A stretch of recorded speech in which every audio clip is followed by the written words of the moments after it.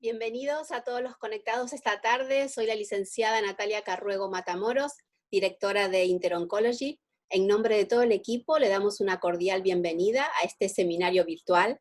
Hoy tendremos un webinar muy interesante con profesionales invitados como panelistas de alto nivel académico y sólida trayectoria. El propósito que nos reúne en el día de hoy es el abordaje del cáncer y COVID-19, oncohematología y radioterapia en Guatemala. El objetivo de estos seminarios es la formación médica continua en los diferentes países latinoamericanos con temas de interés y actualidad relacionados con la oncología y la radioterapia, misión que Interoncology viene desarrollando en Latinoamérica en los últimos años.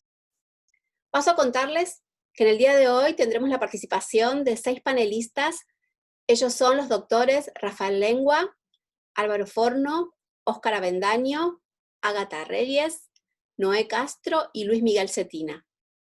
Los asistentes tendrán oportunidad de realizar preguntas al terminar la presentación de cada uno de los doctores. Para ello, deberán enviar vía el chat que aparece en sus pantallas. Además, les informo que este seminario está siendo grabado y podrá ser difundido y compartido con fines exclusivamente educativos y académicos. Hemos programado un seminario de 1 hora y media de duración aproximada. Entonces, sin más preámbulos y esperando que el webinar sea de su agrado, damos comienzo con nuestro primer panelista. Él es el doctor Rafael Lengua, médico especialista en radioterapia de la Universidad de Buenos Aires, Argentina, máster en nuevas tecnologías en radioterapia de la Universidad de Murcia, en España, miembro de la Junta Directiva de ALATRO, y desde el año 2012 es médico radiooncólogo de la clínica Hope International en Guatemala. Doctor Lengua, le agradecemos especialmente el apoyo en la coordinación y organización de este evento online. Comenzamos entonces con la primera charla titulada Radioterapia en tiempos de coronavirus en Guatemala. Lo escuchamos atentamente, doctor. Tiene la palabra. Muchas gracias. Bueno, buenas tardes. Gracias, Natalia, por la invitación. Y también gracias a Interoncology por ese esfuerzo que hacen por fomentar y difundir, apoyar la educación médica continua, sobre todo en esta área de la oncología y la radioterapia. Espero pues que esta de la pandemia pase pronto y poder vernos el próximo año acá en Guatemala en el primer Congreso Interoncology que se va a llevar a cabo, en Dios, y que estoy seguro va a ser todo un éxito. Bueno, en cuanto a la radioterapia en Guatemala, solo para poner en contexto a quienes se conectan de otros países, actualmente contamos en Guatemala con 4 servicios de radioterapia. 3 de ellos son privados y también atendemos en la parte privada lo que son pacientes del Instituto Guatemalteco de Seguridad Social, y está el servicio del INCAN, que es el Instituto Cancerológico. Todos los centros de radioterapia se encuentran ubicados en la capital y pues no hay radioterapia en lo que son los departamentos, ¿verdad? Actualmente en Guatemala somos alrededor de 17 millones de habitantes, y por ser pues el primero en la charla me toca dar el comunicado que todas las tardes recibimos de parte del presidente o del ministro de Salud, en el cual pues tenemos actualmente 4.348 casos reportados, de los cuales 3.701 están activos y lamentablemente hay 80 pacientes fallecidos. Esa es la realidad al día de hoy de la pandemia. No sé si la realidad, pero es lo que formalmente está reportado. Como la mayoría de los países de nuestra región no estábamos preparados, no estaba preparado nuestro sistema de salud para esta pandemia, por ende, y sobre todo en las últimas semanas ya empiezan a colapsar un poco los servicios de los hospitales. Sin embargo, pues hay unos panelistas que vienen a continuación y que trabajan en esos hospitales donde se ven y se atienden pacientes con COVID, y también pues hay servicios de oncología, y nos estarán más adelante compartiendo qué medidas han implementado en el área de oncología en estos tiempos del COVID. En Hope International, que es el centro donde trabajo, se han implementado una serie de medidas, ¿verdad? Como vemos aquí en la pantalla. Estas medidas van con el fin de proteger pues, a nuestro personal y también a los pacientes. En la entrada del centro hay un área de screening donde a toda persona que entra al centro se le toma la temperatura y se le hace una serie de preguntas, un interrogatorio. se colocó una mampara de acrílico en el área de recepción, también para prevenir contagios hacia la secretaria, que es la que habla con todos los que llegan, ¿verdad? Se prohíbe la entrega a personal que labora en las ambulancias. Es decir, si un paciente llega en ambulancia, los ambulancieros no entran. Si ese paciente necesita trasladarse en silla de rueda o trasladarse en camilla, pues sale nuestra enfermera y va por el paciente y entonces pues lo lleva adentro. Igualmente todo el personal tiene sus mascarillas, sus máscaras, sus trajes, ¿verdad? Que son especiales para esto de la pandemia. Se suspendieron todo lo que eran visitas médicas. Los visitadores médicos pues ya nos hacen las visitas por teléfono, pasan dejando las muestras médicas.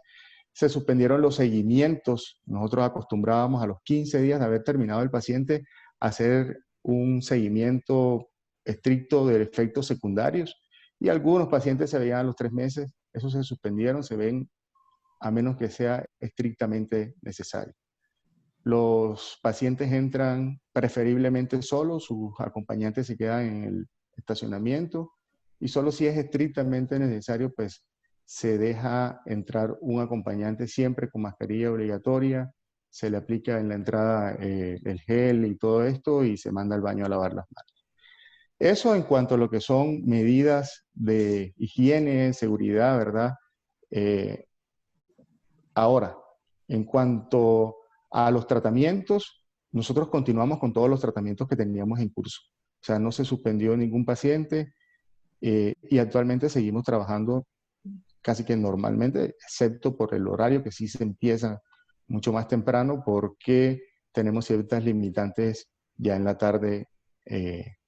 Entonces, en cuanto a lo que es evidencia o artículos publicados sobre COVID y radioterapia, hay decenas de artículos publicados. En esta diapositiva hay 30 títulos, todos de COVID y radioterapia, publicados por las diferentes sociedades, por los diferentes organismos, por expertos en determinados cánceres, y básicamente la gran mayoría de esos artículos, como este que tenemos aquí, nos dan 4 recomendaciones para lo que es radioterapia. Uno, fomentar lo que es las visitas remotas, eso de teletrabajo o la telemedicina. 2, evitar o no hacer radioterapia en ciertos pacientes. 3, retrasar la radioterapia en pacientes seleccionados. Y 4, hacer el tiempo del paciente mucho más corto en el servicio, es decir, hacer tratamientos hipofraccionados. Y esto nos lo dan en acrónimos. Este es el acrónimo RATS, pues que es una medida de radiación, como para que no recordemos. Y no solamente este artículo, hay varios artículos que nos traen este acrónimo como recordatorio de estas 4 recomendaciones. También nos han recomendado este otro acrónimo en otros artículos, que son las 4 R de radioterapia, que todo radiooncólogo en su momento, en el momento de pasar por radiobiología, era pregunta de examen, las 4 R de radioterapia, así como que para que no se les olvide. Y básicamente es lo mismo, fomentar las teleconsultas, omitir la radioterapia en ciertos pacientes, retrasar la radioterapia y reducir la dosis fracción apostando claramente a esquemas de hipofraccionamiento. Estos son recomendaciones, o sea, no es que hay que seguirlas estrictamente. Ya cada centro y cada servicio pues ve a cuál se acomoda y cuál les parece conveniente y cuál no. Personalmente no estoy muy de acuerdo en dejar de hacer la radioterapia o en retrasar la radioterapia y por eso me gusta mucho este artículo que encontré de la doctora Silvia Formenti, en el cual nos dice que hay que ser extremadamente cuidadosos en omitir o retrasar la radioterapia. Nos dice, hay que ser extremadamente cautos a la hora de considerar no hacer o retrasar la radioterapia, porque está demostrado qué pasa cuando el paciente no se le hace la radioterapia en el tiempo en el cual debe hacerse. Estoy más de acuerdo, eso sí, con hipofraccionar y por suerte es algo que ya hemos venido haciendo, ¿verdad? Y aquí la doctora nos dice que la radioterapia debe seguir siendo una opción válida y accesible durante la pandemia. ¿Por qué, hombre? Por varias razones. Primero, la radioterapia generalmente no compite con los recursos actuales o actualmente demandados. Es decir, un paciente que va a radiación no está necesitando una cama en cuidados intensivos, ni un ventilador, ni estar hospitalizado generalmente. Son pacientes ambulatorios. En ciertos escenarios y en los cuales pues, la cirugía no pueda llevarse a cabo por déficit también de camas o de cuidados intensivos, cuidados intermedios, la radioterapia puede ser una opción en ciertos escenarios. Ojo, Alvarito, no te preocupes, no estoy diciendo que voy a reemplazar la cirugía con la radioterapia, sino pues que en algunos escenarios podría hacerse ese control local con radioterapia. Otra de las razones es que contamos ya con amplia experiencia en el esquemas acortados. Nosotros en HOW venimos haciendo radioterapia hipofraccionada hace ya 7 años en lo que es mama y en próstata, y hemos venido pues llegando a hipofraccionamientos más extremos, poco a poco llevando una curva de aprendizaje. Y lo otro es que la radioterapia no es o es muy levemente inmunosupresora, particularmente en esquemas de radioterapia hipofraccionada. Este artículo se lo traigo, también es de la pandemia y radioterapia, y nos dice que según la declaración de la Organización Mundial de la Salud, nuestro objetivo y obligación debe ser detener, contener, controlar, retrasar y reducir el impacto de este virus en cada oportunidad que tengamos.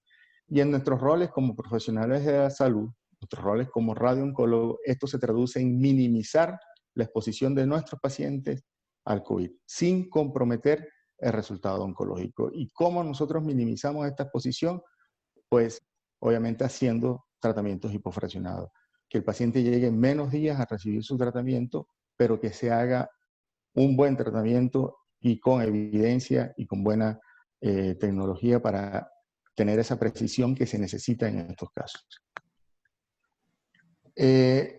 Como sabemos, los americanos siempre han sido los más reacios al hipofraccionamiento o en embarcarse en ese tren del hipofraccionamiento.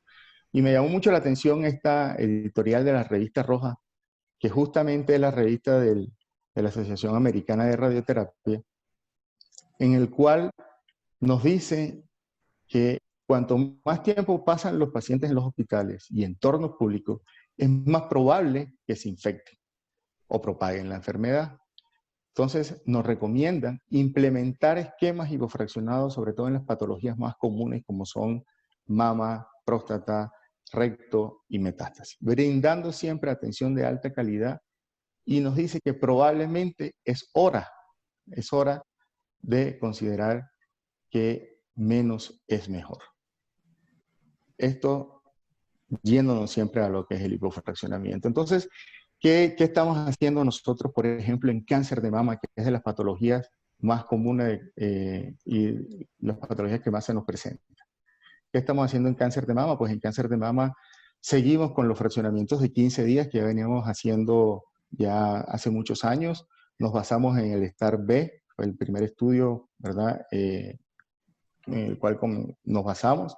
Y para aquellos pacientes que ya están mastectomizados y hay necesidad de irradiar ganglios, también está el ARTICHARM, que es el estudio en el cual pues, nos basamos para comenzar a hacer hace unos años este tipo de fraccionamiento. Entonces, toda paciente que llegue a irradiarse con cáncer de mama, que tenga necesidad de irradiar cadenas ganglionares o que esté mastectomizada, son 15 días. O sea, no hay por qué hacer más de 15 días. Y aquellas pacientes que no necesiten irradiarse cadenas ganglionares y que no estén mastectomizadas, es decir, que hicieron cirugía conservadora, les estamos haciendo 5 días de tratamiento y nos estamos basando en el estudio Fast Forward, que, bendito Dios, vino en buena hora, 5 años de seguimiento a los pacientes, no es inferior a 15 días y la parte estética está bien documentada. Faltan todavía resultados para ver si se pueden o no irradiar los ganglios, por eso solamente lo estamos haciendo en pacientes con cirugía conservadora y que no necesiten irradiarse cadenas ganglionares. En cáncer de próstata, continuamos haciendo lo que veníamos haciendo de 26 días para aquellos pacientes que necesiten irradiarse cadenas ganglionares, y para los que no, esto sí es nuevo, nos hemos adaptado al trial chip, ¿verdad? Que son solamente 20 días, pero solamente irradiando próstata y vesículas seminales. La braquiterapia, que es un procedimiento para aquellos pacientes que son candidatos a irradiarse también solamente la próstata, que se hace un solo día, no la estamos ahorita ofreciendo debido a que por el COVID y por todo este cierre del país, nosotros hacemos braquiterapia de alta tasa y la fuente nos viene de Holanda, entonces en estos momentos está retrasada. Igualmente, quien instala la fuente viene de Costa Rica y no ha podido entrar al país. Pero sería ideal hacer la braquiterapia y salir en un día de esos pacientes. Para cáncer de vejiga, estamos haciendo 20 días, ya no son esos 32 días de tratamiento, o sea, nos íbamos a 6 semanas y media para tratar una vejiga.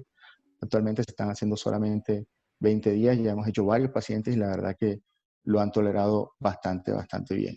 Y si el caso o la indicación es hacer radioterapia hemostática para aquellas vejigas que están sangrando, pues se puede hacer solamente en 3 fracciones y con excelentes resultados. No olvidar, ¿verdad?, que una de las patologías o de los pacientes que más se presentan al servicio de radioterapia son aquellos pacientes metastásicos o con algún tipo de urgencia, tipo compresión medular, tipo obstrucción bronquial o sangrado.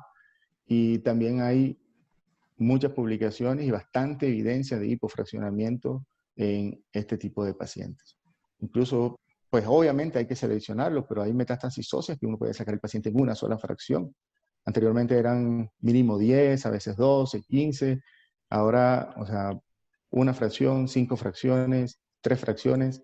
Hay que individualizar los casos, eso sí. No es así como una regla de 3 para todos los pacientes, pero si hay suficiente evidencia y que los pacientes metastásicos podemos hacerlo en pocos días. Igualmente, las metástasis cerebrales, pues está ya bien documentado el poder hacer solamente 5 días cuando se va a irradiar todo el cerebro, y es similar a irradiarlo en 10 días, que era lo que hacíamos antes. Entonces, pues, creo que me acoplé a los 10 minutos, entre 10 y 15 minutos que nos pidió Natalia.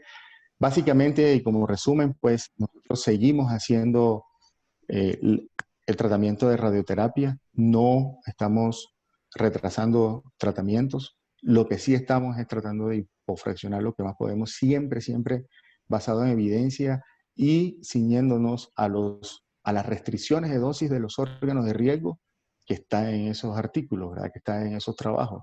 No podemos irradiar una mama izquierda en 5 días si no tenemos tecnología. No podemos irradiar un cabeza y cuello y hipofraccionarlo, o una pelvis hipofraccionarla si ese paciente no se le hace un TAC de simulación, no se le delimita y no se le hace una buena arcoterapia o IMRT como mínimo.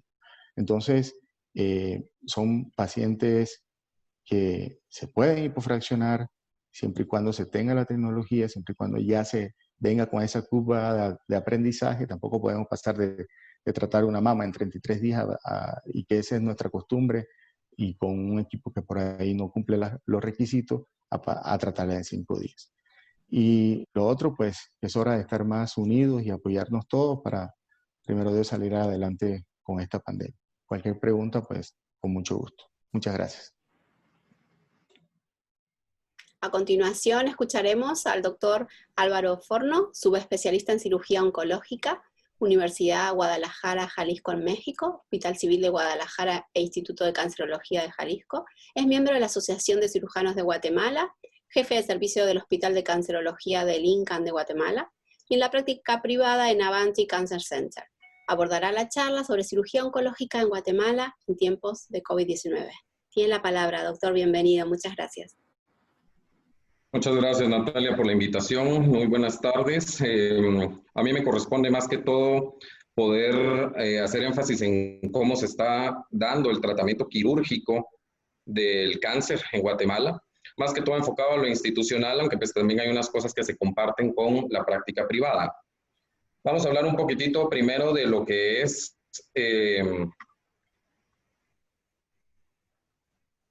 perdón, porque no me deja cambiar la diapositiva. Ahí estamos. De lo que son algunas estadísticas a nivel mundial de Globocan, que es una entidad de las Naciones Unidas que ve más que todo casos de cáncer propiamente a nivel mundial.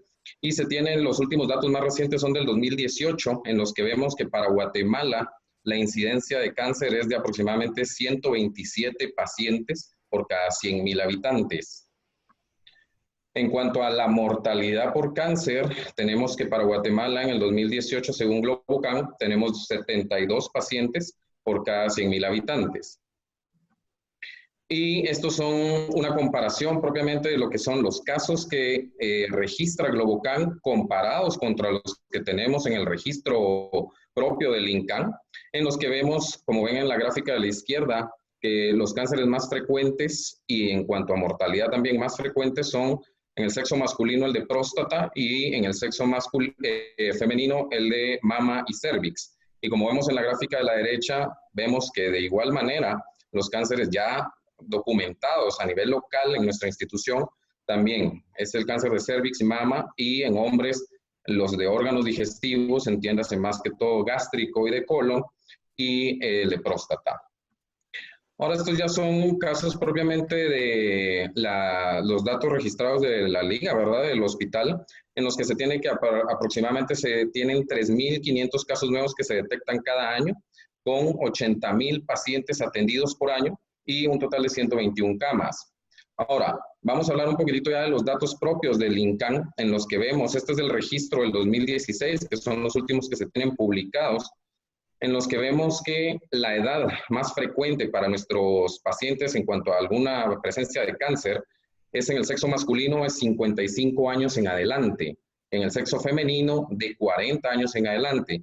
¿Y por qué traigo esto a colación? Porque realmente si nos ponemos a comparar los factores, los grupos de riesgo como en cuanto a lo del COVID, vemos que realmente también pacientes de más de 40 y 50 años ya tienen también eso como factor de riesgo. Entonces, vemos la asociación de que ya viene a ser algo complementario. Vemos también aquí en la gráfica de lo que son los tratamientos propiamente registrados y que se pueden ofrecer en la institución. En cáncer realmente se tiene la tendencia ya a que el tratamiento es multimodal. No es únicamente radioterapia, no es únicamente cirugía ni quimioterapia, sino son combinaciones de todos los tratamientos. Pero en esta gráfica realmente podemos darnos cuenta que como tratamientos aislados, la cirugía realmente viene a ser uno de los principales. Y aquí tenemos nuestra gráfica de porcentajes tanto en hombres como en mujeres de pacientes fallecidos. Y vemos que los mayores porcentajes se vienen en el sexo masculino a partir de los 50 años, en el sexo femenino desde los 40 años. Que nuevamente hago la referencia y la comparación a que como factor de riesgo la edad ahora en estos tiempos de COVID viene a jugar un papel muy, muy serio. Entonces aquí también vemos que dentro de lo que es nuestra población, hasta el 66% viene a ser pacientes que vienen fuera de la ciudad a tratarse acá. Entonces, ¿por qué es esto importante? Lastimosamente, con estas restricciones que se tienen, los viajes interdepartamentales que están prohibidos, la condición económica que está precaria para la mayoría de la población y que existe el toque de queda, muchos pacientes lastimosamente que vienen del interior no pueden completar sus tratamientos, no pueden venir a tiempo y eso sí definitivamente nos va a limitar la cantidad de pacientes que podamos tratar. Y vemos también que solo el 22.5% de los pacientes completa el tratamiento y esto va aunado a lo que acabo de comentar de que las restricciones de movilidad interdepartamental, de condiciones económicas limitadas y del toque de queda va a hacer que este pequeño porcentaje de gente que completa el tratamiento todavía se reduzca aún más. Ahora, ¿cuáles son las guías o las directrices que se tienen propiamente en cirugía en pacientes de cáncer? Tenemos que tener siempre consideraciones prequirúrgicas, ¿verdad? En quirófano nosotros tenemos varios factores de riesgo y vamos a ir viendo que más del 60% de los pacientes que tienen COVID pueden estar asintomáticos y más del 20% de los que ya tienen prueba pueden tener falsos negativos. Entonces, es importante para nosotros en esta etapa de la pandemia que se considere a todos los pacientes como positivos. Aparte tenemos ahí sí que el factor en contra de la transmisión aérea. ¿A qué me refiero con esto? En quirófanos nosotros tenemos exposición a gases anestésicos, a oxígeno, y esto al momento de ser utilizados con los colegas de anestesia, con los pacientes, la evaporación, la vaporización, la oxigenación del paciente y todo nos expone a mayor riesgo de contagio del virus. También cuando hacemos cirugía laparoscópica, la creación del neumoperitoneo, y cuando hacemos combustión, que muchas veces utilizamos electrocirugía y esto nos pone en mayor riesgo. Tenemos que también tener presente que el virus tiene la capacidad de permanecer biológicamente activo hasta 48 horas en las superficies. Entonces, en un área cerrada como quirófanos, lastimosamente esto viene a ser muchas veces un factor de riesgo que se suma.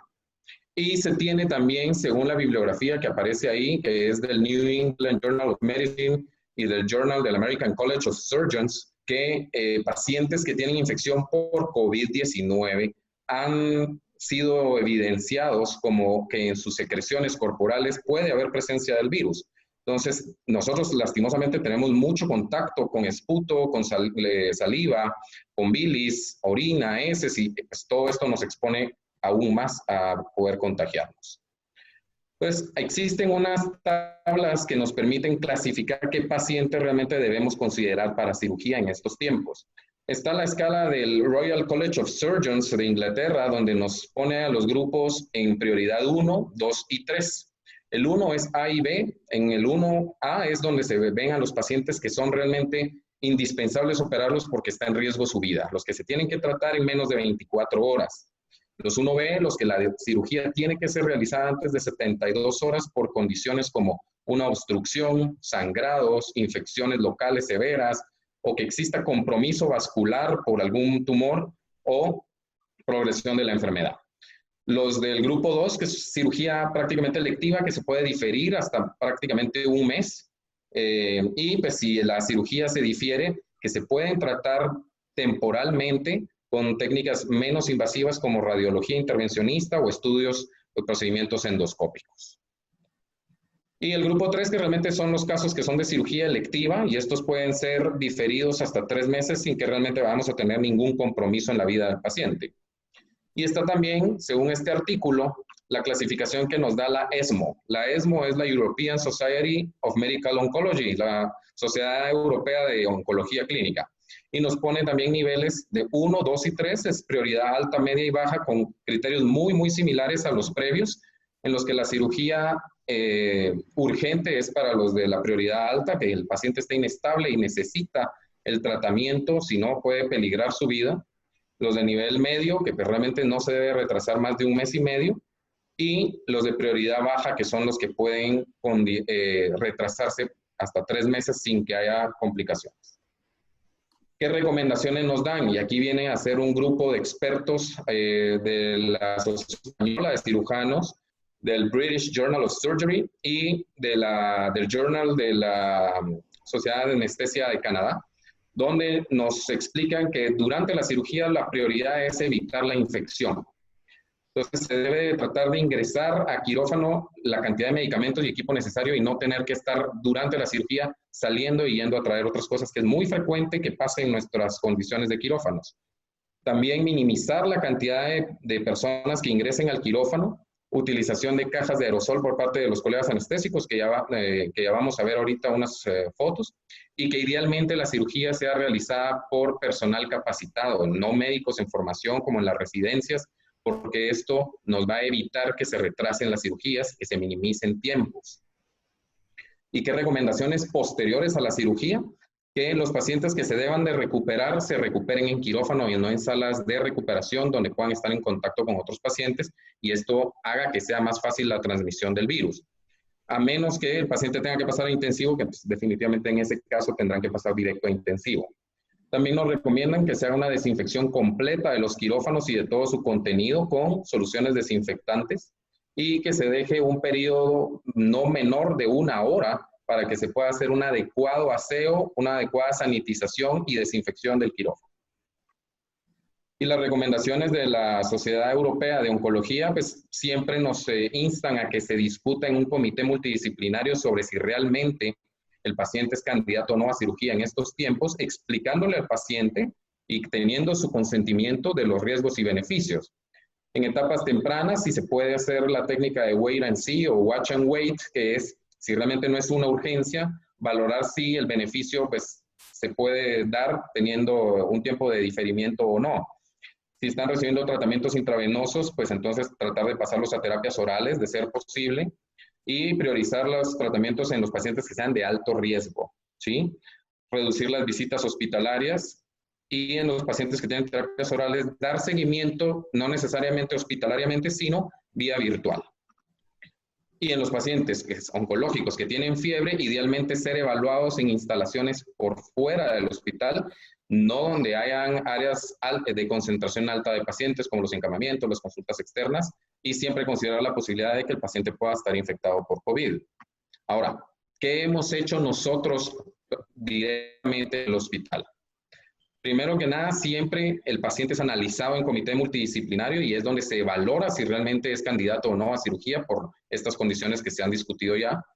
Y debemos recordar siempre que idealmente, en condiciones ideales, el cáncer no puede esperar, pero sí se pueden considerar algunas variables y factores que nos permitan diferir algunas cosas que no sean de carácter urgente.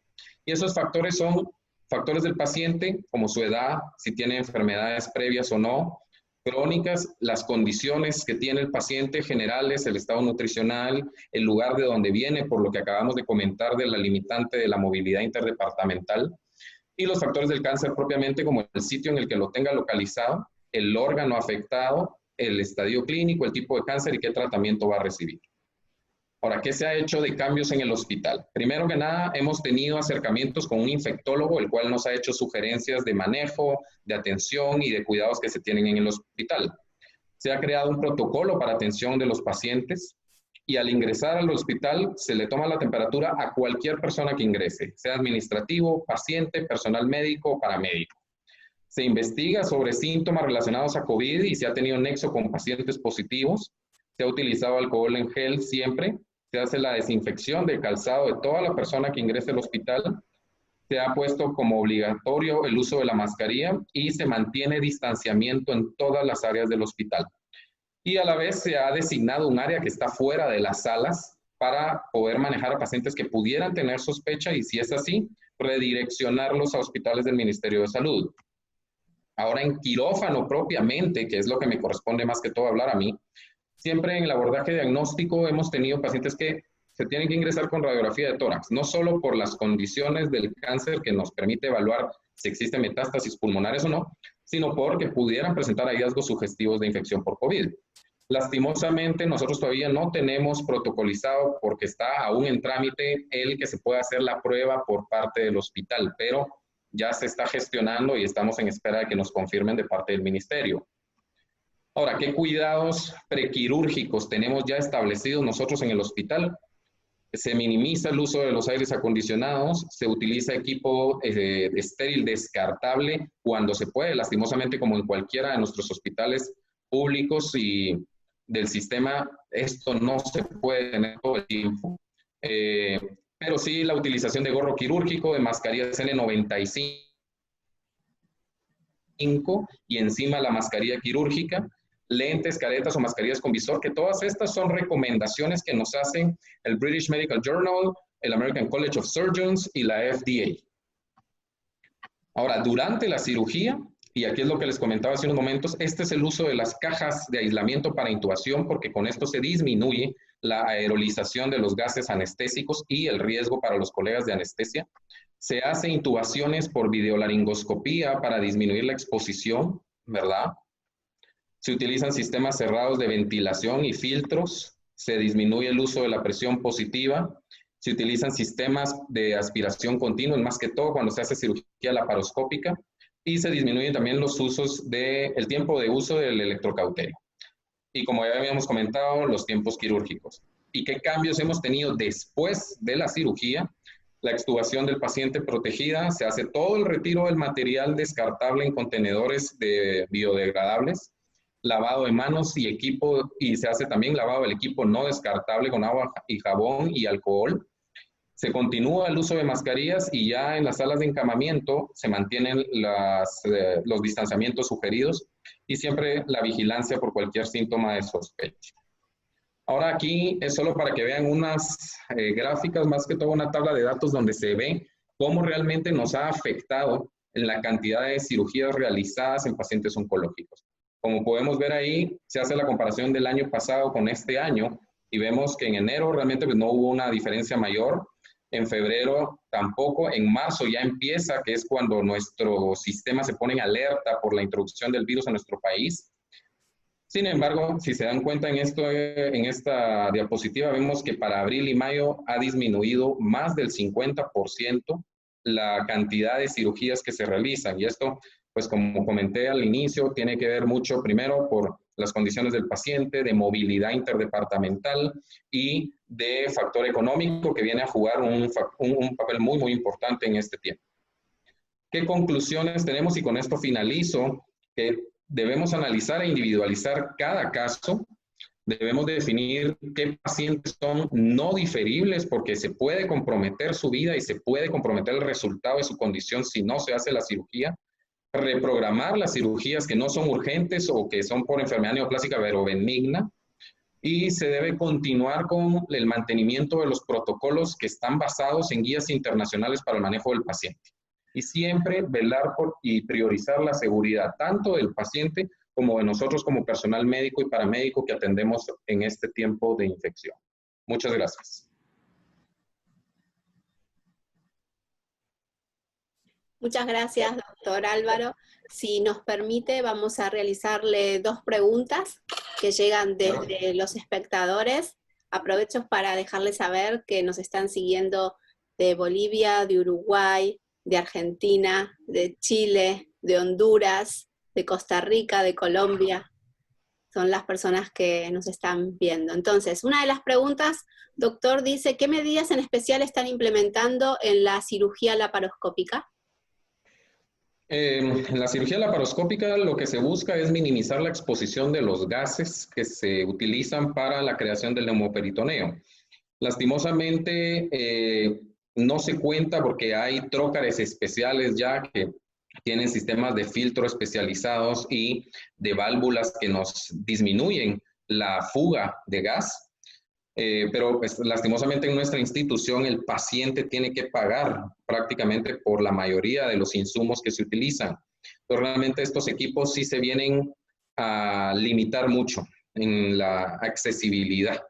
Pero buscamos las maneras de poder disminuir nuestra exposición al riesgo, que es utilizando sistemas de aspiración continuos, disminuir el uso de electrocirugía y siempre manteniendo todas las normas y protocolos que rigen cualquier cirugía, ¿verdad?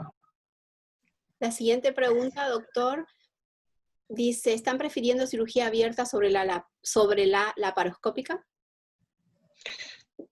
Sí, lastimosamente la laparoscopía es una de las herramientas que es subutilizada en nuestro hospital por las mismas condiciones que les acabo de comentar. O sea, no todas las pacientes tienen la posibilidad de costearlo, porque sí representa un gasto mayor, definitivamente. Entonces, la cirugía abierta siempre se ha hecho más que la cirugía laparoscópica, número 1. Y número 2, sí, definitivamente ahora pues se considera más la cirugía abierta por el hecho de que tiene menor riesgo de exposición y de transmisión del virus por los factores que comentamos de la exposición a los gases y de que hay transmisión aérea del virus. Entonces, sí la hemos limitado. Excelente, doctor. Muchas gracias por sus respuestas. Entonces, ahora vamos a continuar en este turno. Vamos a presentar al doctor Oscar Avendaño, Hematología y Oncología Clínica. Es el actual presidente de la Asociación Hemato-Oncología de Guatemala. Ejerce el cargo de subjefe de Medicina Interna en el Hospital Centro Médico. Lleva a cabo su práctica privada en el Centro Medical Solution y en el Hospital Centro Médico. Escuchamos atentos, doctor, su conferencia titulada Cambios en Hematología en Guatemala con COVID-19. Muchas gracias. Sí, muy buenas tardes a todos. Agradezco pues la oportunidad de estar ahora aquí compartiendo con ustedes este tipo de información muy importante. Voy a tratar de ser bastante breve porque hay varios colegas que todavía faltan, ¿verdad? Y voy a hacer énfasis en varios puntos muy importantes. Tal vez uno de los puntos más importantes es un aspecto de concepto. Generalmente todos mencionan que el adulto mayor es la persona que tiene más riesgo de tener problemas de contagio. Y según la OMS, podemos definir que un adulto mayor son aquellas personas que están entre los 60 a los 74 años. Ya son considerados como gente de edad avanzada. Luego el grupo etario de 75 a 90 son considerados como ancianos y las que sobrepasan los 90 se denomina grandes viejos o grandes longevos. Esto es importante porque son las personas que tienen más riesgo, además de todas las enfermedades concomitantes que ustedes pueden revisar abajo y que se han hablado de manera muy, pero muy importante durante todos estos casi 70 días de restricciones en el país de Guatemala. Obviamente enfermedades como hipertensión arterial, diabetes, síndrome metabólico, cáncer, enfermedad hematológica, post-trasplante de órgano sólido o de médula ósea, infecciones por VIH y embarazo. Todos estos factores, tanto etarios como enfermedades concomitantes, van a tener un impacto importante en la facilidad o no facilidad de comprometerse y de infectarse con este virus. De una manera, de forma de adaptarse, nosotros en hematología, en enfermedades de la sangre, hemos tratado de tener 3 grupos principales de pacientes. Como bien mencionaban antes mis antecesores, esto no es un protocolo rígido, sino nos hemos ido adaptando en paso a paso en cuanto nosotros vamos viendo a los pacientes. Y podríamos dividirlos en 3 grandes grupos para poder ayudar a este grupo de pacientes. El primer grupo, ya sea que son aquellos pacientes con enfermedad hematológica o enfermedad oncológica en remisión, que tienen básicamente el mismo riesgo de contaminarse que la población en general, tomando en cuenta aquellos que ya terminaron sus ciclos de quimioterapia y están en observación y están básicamente en un seguimiento de una potencial recaída. El segundo grupo de estos pacientes son aquellos con enfermedad hematológica o enfermedad oncológica en tratamiento actual. Recordemos que los tratamientos a veces pueden ir combinados. Puede ir combinado quimioterapia y radioterapia. Y este grupo de pacientes pues debemos tener mucho más cuidado porque son más propensos a la contaminación viral de todo tipo. Pues no solo viral, puede haber fúngica, puede haber por bacterias. Afortunadamente, en estos pacientes existen protocolos ya específicos en los cuales nosotros protegemos a ellos con factores estimulantes de colonia, de granulocito macrófago o de granulocito en general. Y ellos pueden verse periódicamente, si es necesario, para revisar el uso de estos factores. Otro grupo interesante es aquel paciente con enfermedad hematológica o enfermedad oncológica que está en cuidado paliativo. Son aquellos que salen de protocolo, que ya han terminado esquemas de tratamiento combinado y que actualmente solo se está mejorando su calidad de vida en cuanto a terapia transfusional, en cuanto a manejo de infecciones o bien en cuanto a llegar a un final digno. Ahí existe actualmente en el país un grupo de médicos que su base es medicina interna, algunos tienen geriatría y algunos tienen anestesiología, que ayudan básicamente al hematólogo y al oncólogo con cuidado en casa con este grupo de pacientes. En los últimos años ha tenido bastante éxito este tipo de paciente, este tipo de terapia para estos pacientes y pues actualmente este grupo tiene la ventaja de no movilizarse de su lugar de domicilio. Vamos a continuar con algunos puntos interesantes de fármacos que pueden tener este tipo de pacientes. El tratamiento actual de enfermedades hematológicas y oncológicas pues no es solo quimioterapia intravenosa. También puede haber quimioterapia asociada a radioterapia, pueden haber anticuerpos monoclonales, pueden haber medicamentos denominados inhibidores de tirosina quinasa inhibidores de lo que es la proteína BCL2, inhibidores de PARP, anti-CTLA4, Bruton quinasa o inmunoterapia, sea PDL1, PD1. Y todavía faltan algunas terapias. ¿Cuál es lo importante acá? Lo importante del paciente que está recibiendo este tipo de tratamiento es que debe estar protegido o debe tener una profilaxis contra potenciales infecciones virales, contra potenciales infecciones de tipo infeccioso. Y aquí es donde, de manera muy importante para esta época, el trabajo en equipo con personas del área de infectología nos ha ayudado de manera importante. Actualmente, pues, los pacientes con enfermedades hematológicas tienen una facilidad de infectarse y nosotros pedimos una revisión previa antes de empezar algún tipo de quimioterapia con el departamento de infectología, de tal manera de no exacerbar o de no propiciar algún contagio de manera iatrogénica. De igual manera, para no redundar mucho, quiero pasar a un siguiente tema que es bastante interesante y bastante polémico. Quiero que por favor pongan principal atención en esta parte que voy a comentar. Actualmente hay mucha información circulando sobre este tema importante, que es el uso de plasma de paciente recuperado. En marzo de este año 2020, la FDA le dio una aprobación acelerada a esta terapia. Una aprobación acelerada significa que no pasó todas las situaciones de fase 1, 2, 3 para tener una aprobación, sino que por la emergencia mundial, por la pandemia, se dieron ciertos protocolos y generó una aprobación más rápido de lo normal, con los consecuentes puntos importantes que deben tenerse a consideración.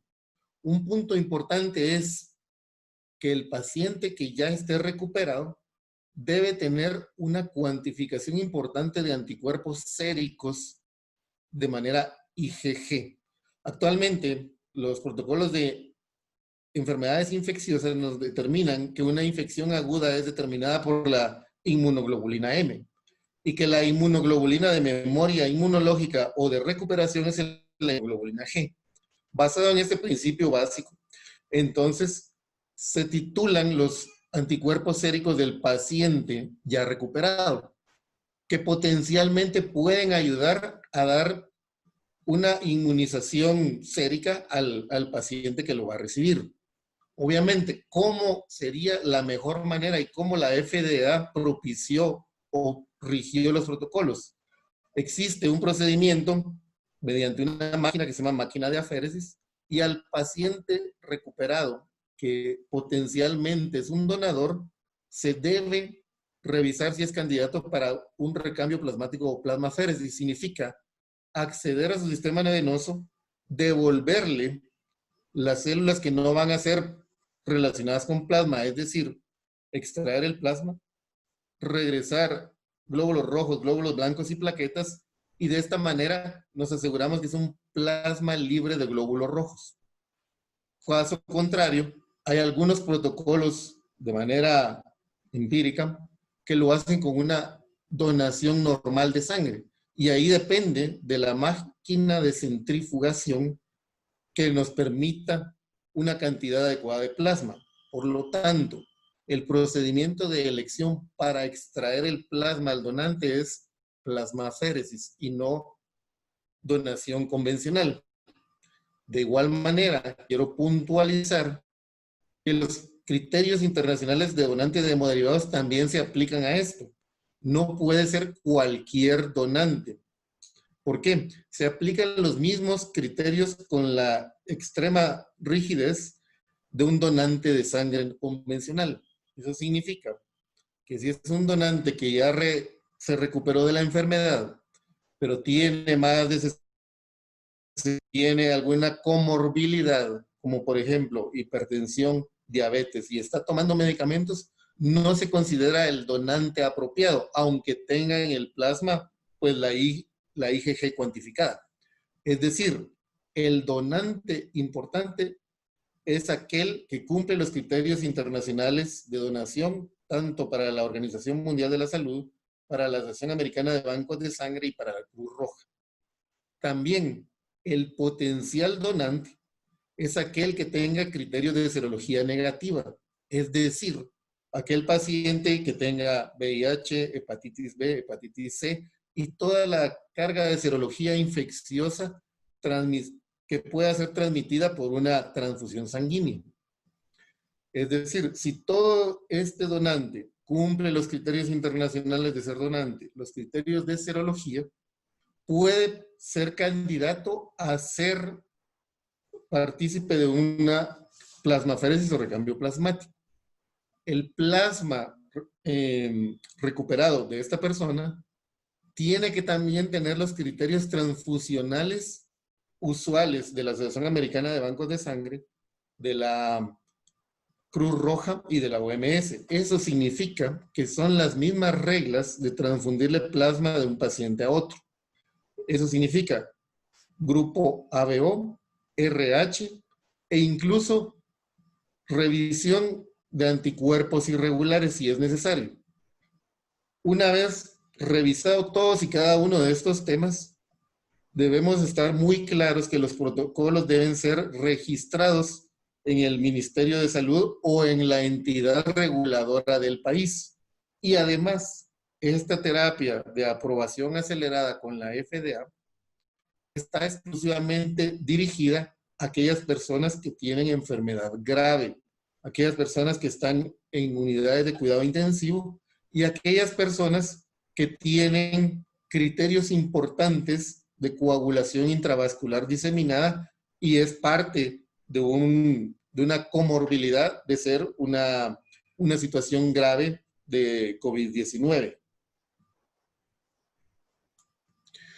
De tal manera, este tipo de terapia, quiero dejar bien claro, no está aprobada actualmente para casos moderados ni para casos leves. Es exclusivamente para aquellos pacientes graves en unidades de cuidado crítico y que tengan ciertos criterios bien fundamentados de lo que es coagulación intravascular diseminada.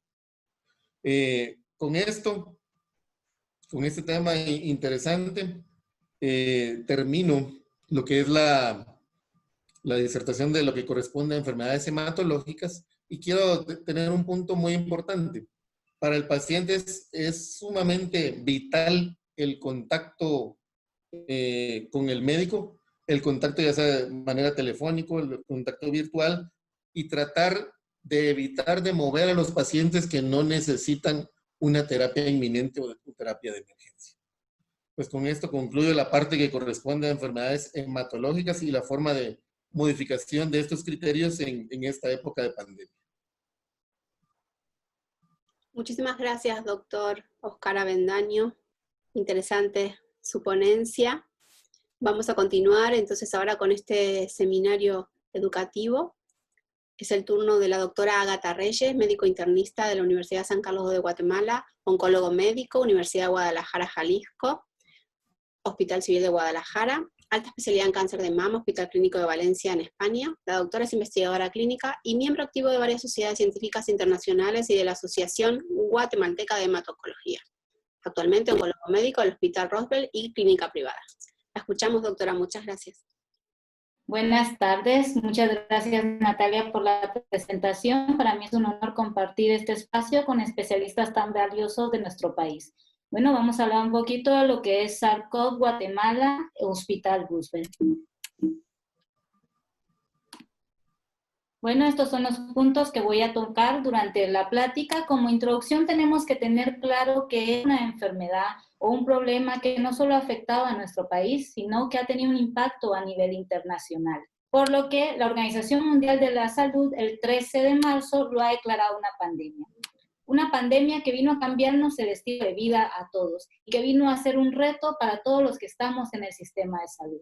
¿Por qué? Porque es una enfermedad nueva. Es una enfermedad donde hemos ido conociendo desde su manera de presentarse, cómo ha sido su evolución y a qué grupos de pacientes afecta más. Donde podemos ver que afecta a los pacientes que están con sistemas inmunológicos bajos y ahí es donde ingresan nuestros pacientes, por lo que es de vital importancia para todos los que estamos en el área de oncología.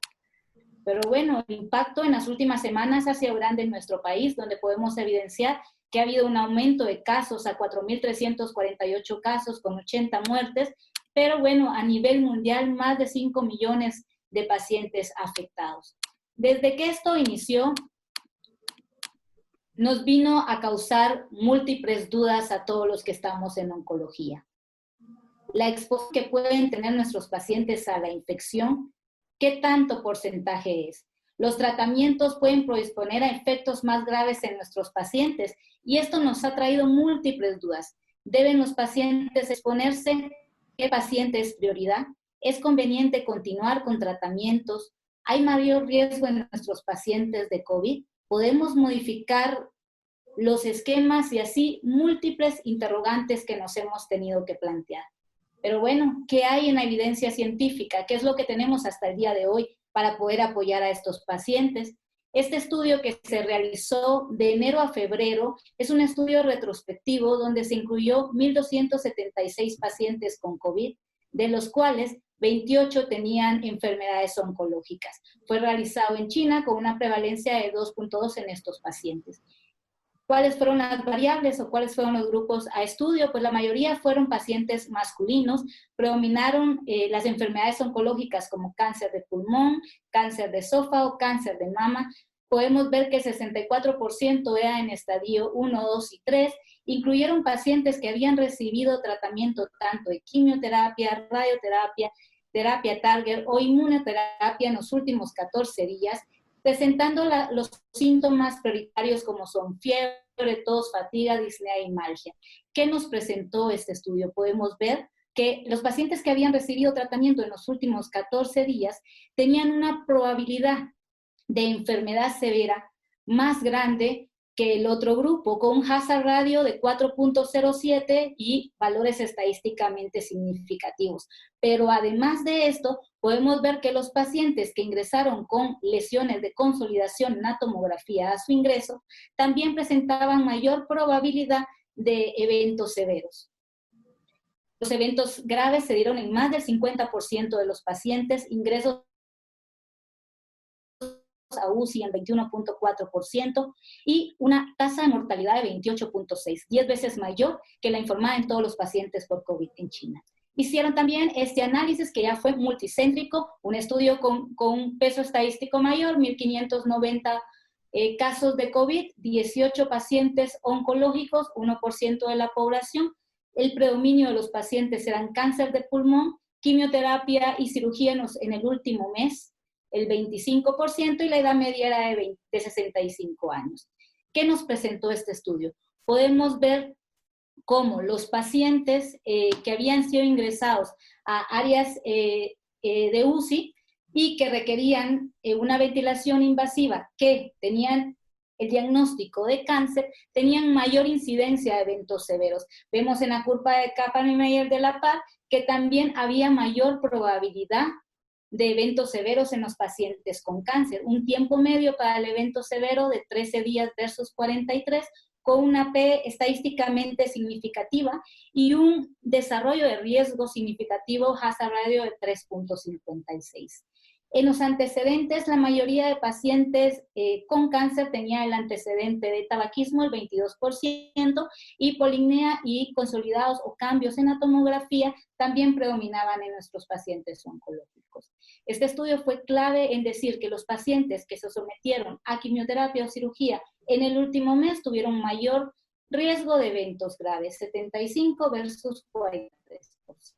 Bueno, pero toda la información que teníamos era de China, del continente asiático, pero ¿qué información se tenía de nuestros lados? Pues en Estados Unidos se llevó a cabo este estudio del 1 de marzo al 6 de abril en la ciudad de Nueva York, donde incluyeron 5.688 pacientes con COVID, 334 con cáncer, siendo el 6%, donde incluyeron pacientes con cáncer de mama, cáncer de próstata, pulmón, vejiga y colon. ¿Qué nos presentó este estudio? Este estudio lo dividió por edades y podemos ver que el grupo de 66 a 80 años lo dividieron en con cáncer, sin cáncer, mayor riesgo de intubación, tenían mayor riesgo, un hazard radio de 1.76, el más significativo de los grupos de riesgo de intubación, pero no era lo mismo con la mortalidad. La mortalidad se vio más impactada o un resultado que nos podría orientar más a los pacientes menores de 50 años. Pero en la población general que presentó, los pacientes con cáncer que fueron intubados con más frecuencia no fueron los mismos en la mortalidad. ¿Pero a qué podríamos explicar esto? Pues que los pacientes con cáncer tienen un sistema inmunológico deteriorado, disminuyó frecuencia en una inflamación pulmonar abrumadora, pero esto contribuye a las tasas de mortalidad inferior en este grupo de 66 a 80. Pero en los jóvenes podemos considerar que esta relación de la tasa de mortalidad mayor es plenamente a la fragilidad que los conlleva las enfermedades oncológicas.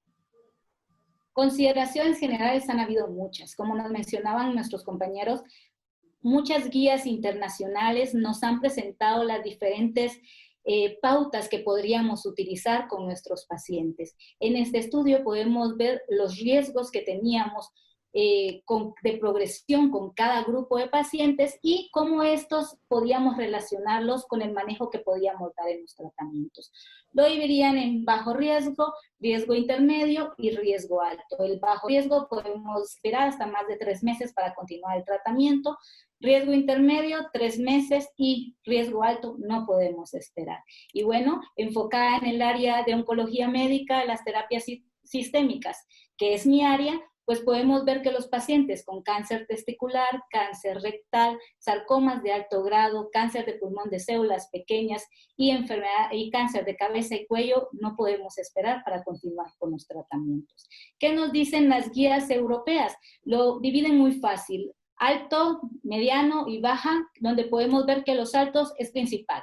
Ganancia en supervivencia y calidad de vida. Intermedio, que el paciente está estable, pero no podemos esperar más de 6 semanas porque podemos impactar en el objetivo de nuestro tratamiento. Y bajo, pues es paciente que está estable y donde no va a haber diferencia en la ganancia de supervivencia ni en la calidad de vida.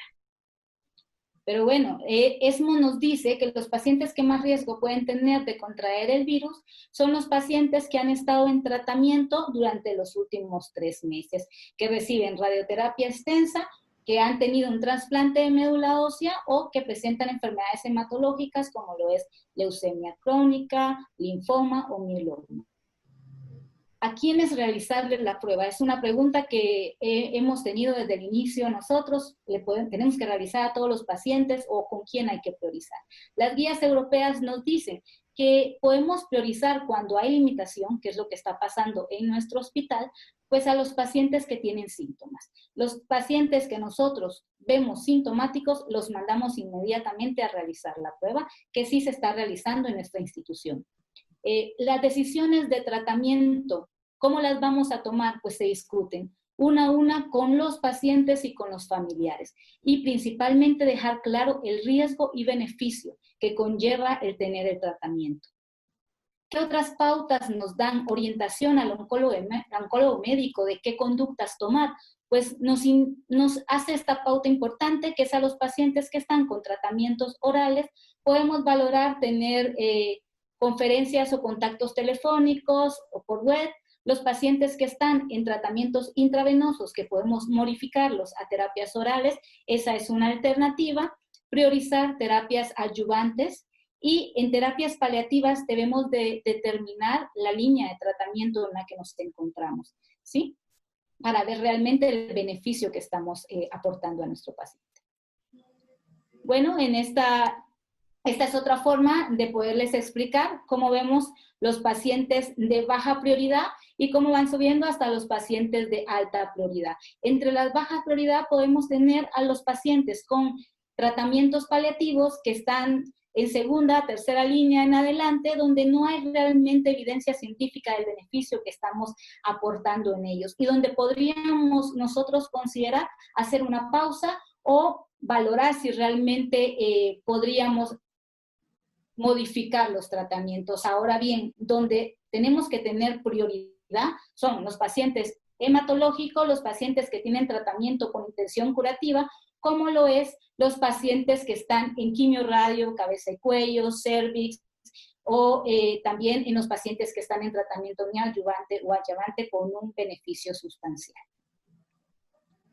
¿Qué criterios o qué nos indica la ESMO a relación con los médicos o con todo el personal que trabaja? Pues nos dice que es de suma importancia tener equipos de protección. ¿Sí? Ese ha sido también otro tema en nuestro hospital, porque todos los del área de oncología, pues estamos con todo el equipo de protección y nos decían, bueno, ustedes no están hisopando, pero estamos teniendo contacto día a día con los pacientes, por lo cual las propias guías lo ponen como una indicación y como una pauta importante.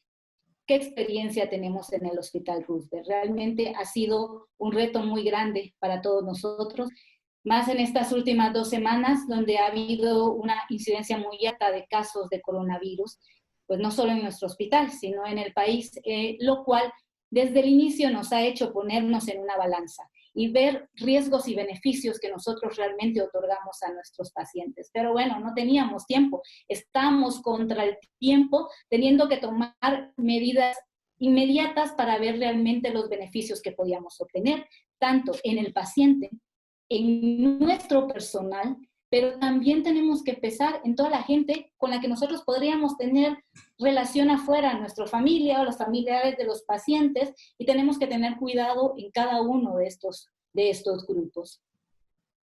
¿Qué opciones hemos planteado para poder disminuir o dar un beneficio a nuestros pacientes?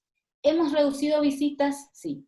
Sí hemos reducido visitas, y en las pacientes que llegan por primera vez, hemos analizado cada caso y hemos priorizado los de alto riesgo y alta prioridad, que no podemos detener sus tratamientos, pues en ellos estamos enfocando nuestras visitas de primera consulta.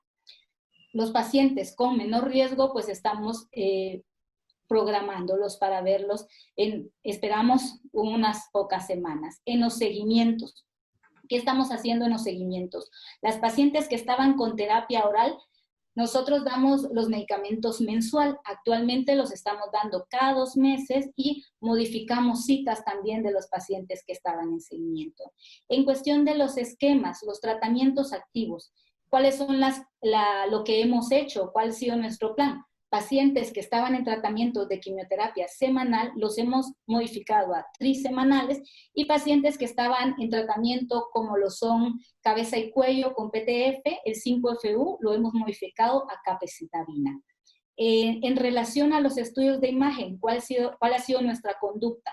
Pues los pacientes que están en tratamiento paliativo y que están asintomáticos, hemos retrasado el estudio de imagen control, igual que en los pacientes en seguimiento, pero hemos dado prioridad a iniciar y continuar todos los tratamientos adyuvantes y neoadyuvantes con intención curativa en nuestros pacientes, al igual que todas las primeras líneas en enfermedad metastásica, que es por ellos por los que no hemos dejado ni un solo día de la presencia de esta pandemia de trabajar en nuestro hospital. Las teleconferencias, pues no lo hemos logrado hacer porque no tenemos las herramientas necesarias para poder lograr empezar con este método, que sin duda va a ser en un futuro algo vital en la relación, no solo en oncología, sino en todas las especialidades con el paciente. ¿Qué protección hemos empleado para nuestro equipo y para cada uno de nosotros? Bueno, la mascarilla, lavado de manos desde el inicio, pero se toma la temperatura y se aplica gel a todos los pacientes antes de la consulta. Y ahí también se pregunta y se hace un cuestionario sobre los síntomas. Y desde entonces empiezan a evidenciar pacientes que podrían traer síntomas y que los podemos enviar antes de ingresar a la consulta a realizarse la prueba. No se deja ingresar ningún cuidador, solo en caso de que necesite o necesite asistencia, ingresa un solo cuidador. Se han reducido los ingresos al hospital por medio de oncología y empezamos a trabajar por turnos. Nosotros, para poder reducir el contacto o la exposición a todo el personal. Todos, como les explicaba con anterioridad, estamos usando un equipo de protección, estamos manteniendo distanciamiento y se aumentaron los turnos de limpieza dentro de la unidad. ¿Cómo vamos a hacer para proteger a nuestro entorno y a todas las personas con las que tenemos contacto fuera? Pues hemos limitado la entrada al hospital por una vía separada y ahorita estamos en trámites para el traslado de nuestra unidad a un área de menos riesgo de contagio. Hemos también realizado teleconferencias con nuestros comités que tenemos organizados en el hospital. Estamos llevando siempre las discusiones y las clases por teleconferencia y la discusión de casos entre el equipo que estamos de oncólogos también. Algo muy importante para la unidad de oncología en el Hospital Roosevelt es el bienestar emocional, para lo cual contamos con las psicólogas de nuestra unidad que han implementado diferentes programas para apoyo a nuestros pacientes, pero no solo para los pacientes, sino también para los familiares y para todo el personal que hemos estado trabajando y tratando de llevar de la mejor manera el coronavirus. Y ellas son las pioneras en nuestra unidad de realizar teleconferencias. Ellas están empezando a tener el contacto con los pacientes que han pedido el apoyo y la ayuda de esta área de la unidad. Y bueno, como conclusiones, tener claro que los pacientes con enfermedad oncológica son más susceptibles. Hay que individualizar cada caso. Las guías internacionales nos pueden orientar, pero ojo, el juicio clínico es lo más importante. Y aparte, recordemos siempre que respetar los protocolos es responsabilidad de cada persona. Muchas gracias. Muchísimas gracias, doctora Ágata Reyes. Excelente presentación. Continuamos con el doctor Luis Miguel Cetina. Él es hemato-oncólogo, profesor emérito del Colegio Latinoamericano de Oncología. Desarrolla labores como director en Oncosalud Personalizada y es consultor en cáncer en Guatemala. El doctor expondrá para este foro en el día de hoy sobre la práctica privada oncológica en tiempo de COVID-19, una opinión personal. Doctor Cetina, adelante, tiene la palabra.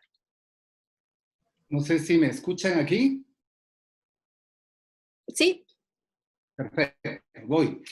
Muy bien, muy buenas tardes y agradezco muchísimo la invitación para discutir de este tema para nosotros tan importante del tratamiento de pacientes oncológicos en este tiempo de COVID-19. Primero felicito a mis colegas por sus excelentes presentaciones y voy a tratar de pasar rápido algunos de los temas que ya fueron tocados y voy a presentar básicamente mi opinión particular en relación a este tema de tratarse o no tratarse en estos momentos. Esto es un dilema para muchos. Guatemala son 1000 Guatemalas, son diferentes tipos de poblaciones, diferentes lugares, la Guatemala colonial, la Guatemala del Caribe, la Guatemala ancestral y esta Guatemala que es la que nosotros básicamente atendemos. Es una población de una base amplia donde más del 90% somos menores de 64 años, lo cual lo hace totalmente diferente. Y bueno, casos continuos de esta enfermedad que no vamos a repetir y nos vamos a dedicar básicamente a la toma de decisiones en práctica privada, donde el sentido individual prioriza sobre el sentido colectivo. Aquí la toma de decisiones es de cada uno de los pacientes debido a que es totalmente diferente la práctica privada a una práctica institucional, donde los volúmenes de pacientes son muchísimo más grandes y no pueden tomarse las decisiones de esta forma tan individual. Desde que abrimos la página de CDC, nos damos cuenta que los pacientes que tienen inmunocompromiso son pacientes que tienen riesgo no epidemiológicamente de tener más incidencia, sino de tener más severidad si desarrollan la enfermedad. Esto hay que tomarlo muy en cuenta. Cáncer, sin duda alguna, tiene un factor de inmunocompromiso, pero cuando hablamos de inmunocompromiso, donde hay pacientes con cáncer con mayor incidencia, no necesariamente mayor morbilidad y mortalidad, que sí puede ser, y lo vamos a discutir en estos momentos. Y tienen un inmunocompromiso que puede ser por el mismo cáncer o por el tratamiento.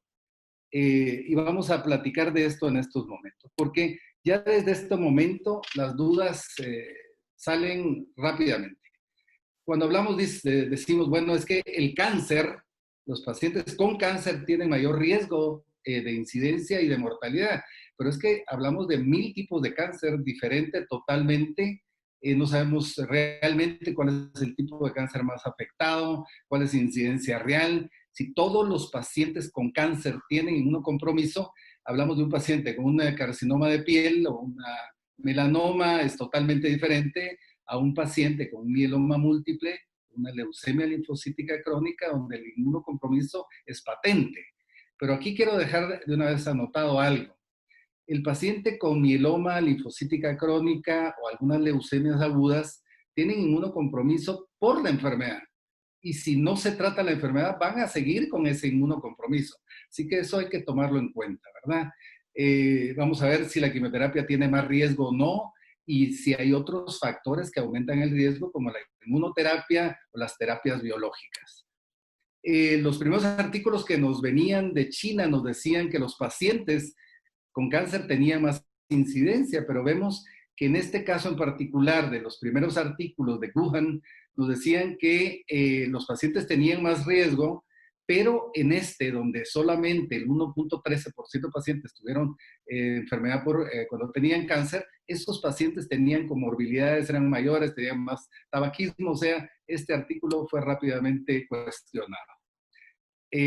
Artículos con mayor cantidad de casos, como en Cancer Discovery, que se presentó posteriormente en abril, donde se evaluó ya 105 pacientes, sí nos pudo decir que algunos grupos de cáncer sí pudieran tener un poco más de riesgo, y es lógico, ¿no?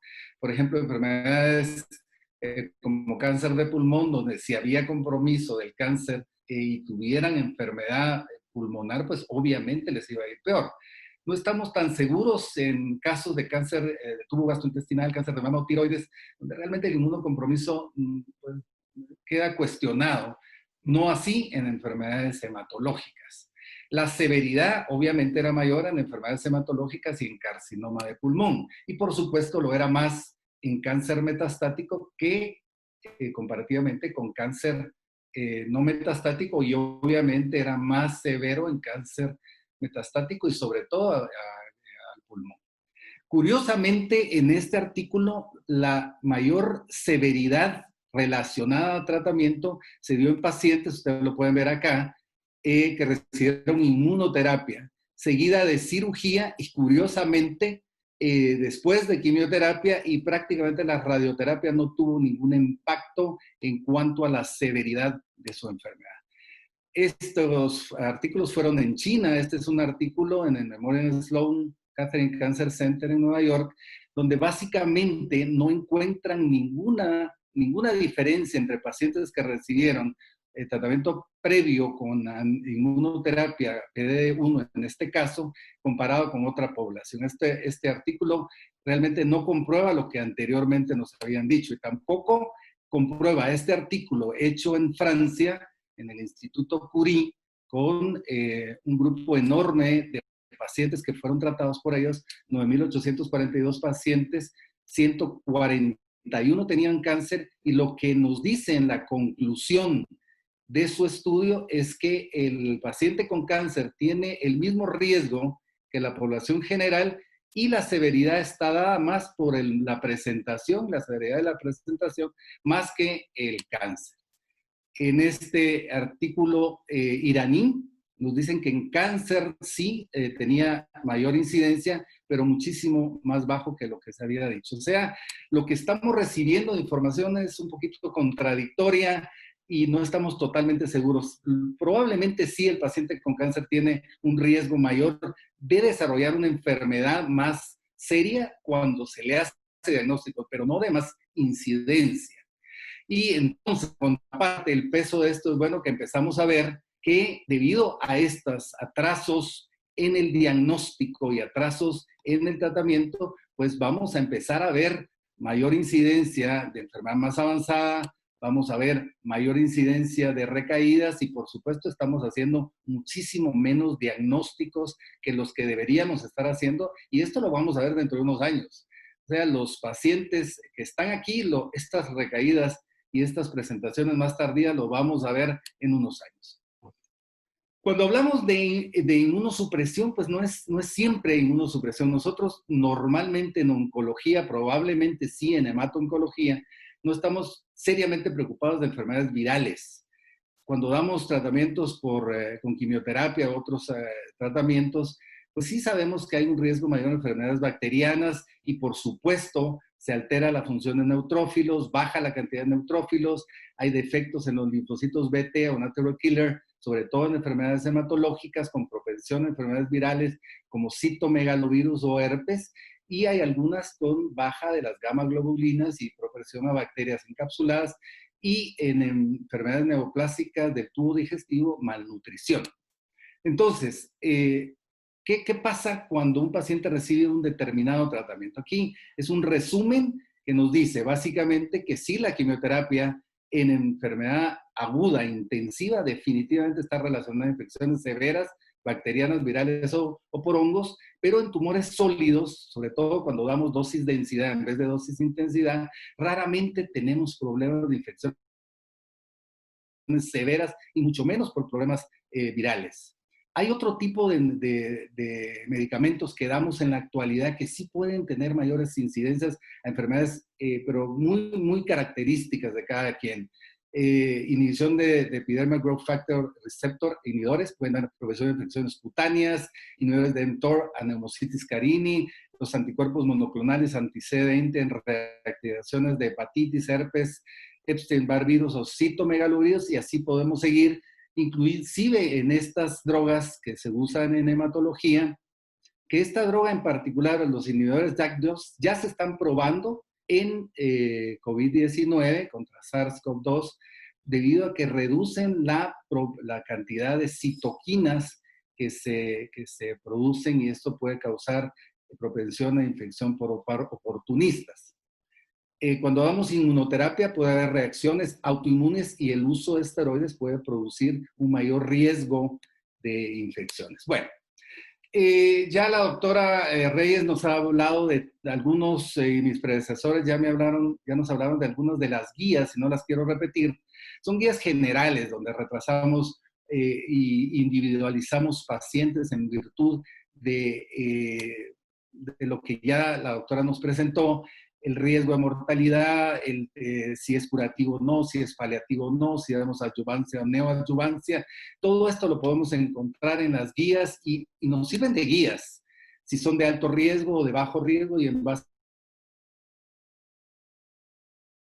cuando vemos que es cierto, el COVID-19 tiene una gran cantidad de mortalidad, la cantidad de mortalidad por cáncer es supremamente mayor, y esto hay que tomarlo en cuenta.